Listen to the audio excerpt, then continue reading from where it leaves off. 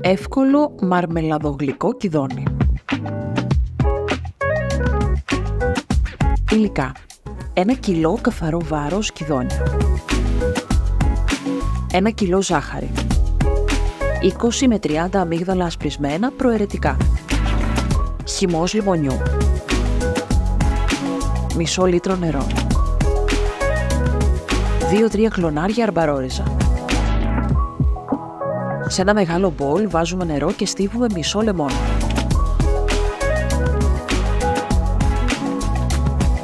Πλένουμε τα κιδόνια. Καθαρίζουμε τα κιδόνια με κοφτερό μαχαίρι ή πίλερ. Κόβουμε στα 4 και αφαιρούμε τα κουκούτσια και ό,τι σκληρό υπάρχει.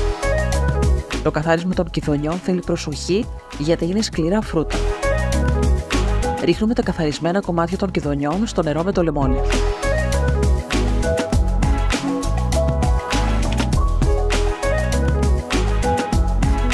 Τρίβουμε τα κιδόνια στη χοντρή πλευρά του τρίφτη μέσα στην κατσαρόλα που θα βράσουμε το γλυκό. Αν θέλετε να βλέπετε περισσότερες συνταγές, κάντε εγγραφή στο κανάλι του Φοντουρίσμου.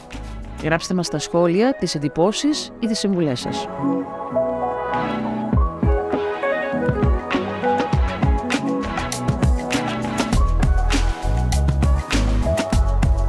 Προσθέτουμε τη ζάχαρη,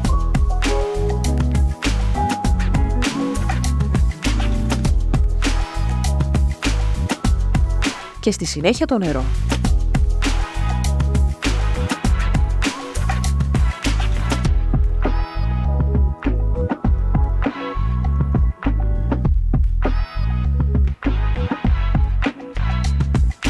Βράζουμε το γλυκό μέχρι να δέσει το σιρόπι.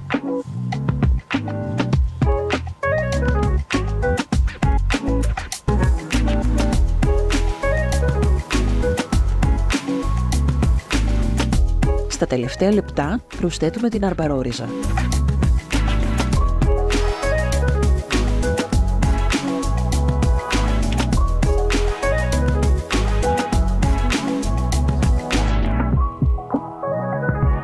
Στο σημείο αυτό μπορούμε, αν θέλουμε, να προσθέσουμε λίγη βανίλια ή να τρίψουμε λίγο από το μπαχαρικό τόγκα.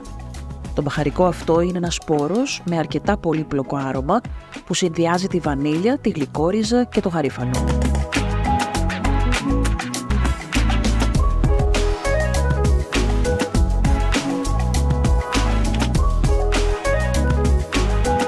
Στίβουμε το λεμόνι.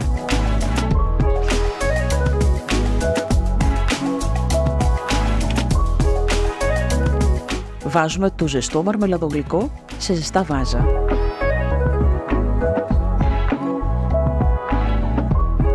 Το σερβίρουμε με γιαούρτι ή παγωτό ή με βούτυρο και ψωμί.